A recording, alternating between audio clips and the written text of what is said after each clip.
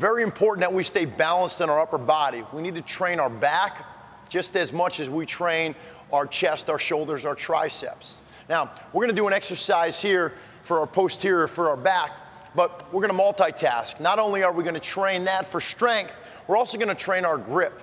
Grip is a very underrated part of this sport. We need to make sure that we're strong within our hands. Holding on to these towels is gonna be a great task to try and build that hand strength.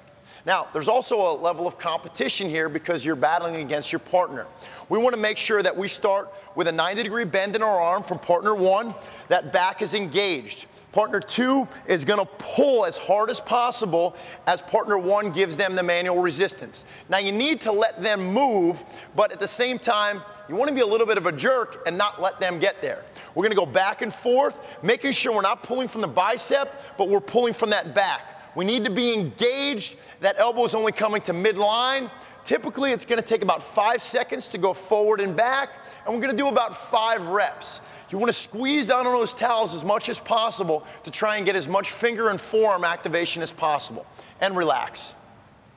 We're going to perform a very basic but very important exercise to our success. We're going to perform a 3-point row.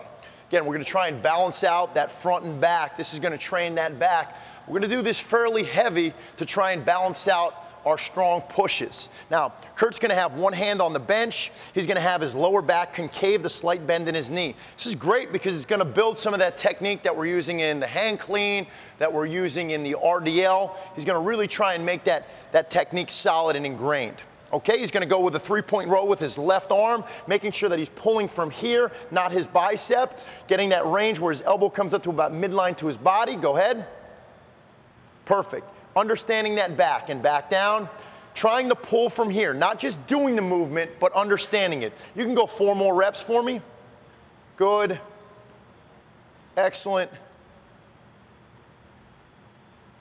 Now, obviously, Kurt will go both sides, but I'm going to show you a variation of this as well. It's going to add a little bit more athleticism, and it's going to add a little bit more core strength and just whole body. Now, we're going to bring Cody in here, and he's going to perform our floor row.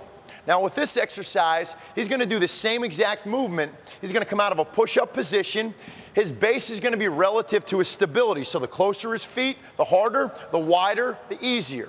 He's going to roll that hip slightly and do that same row action, alternating from side to side, keeping those hands underneath. Good. Now, I don't mind if our athletes start to rotate a little bit and start to get a little bit more savvy in the hips. There's 2 styles of doing this. One that's specifically for core stability, and one that's more strength and more of that savvy-oriented approach. And relax.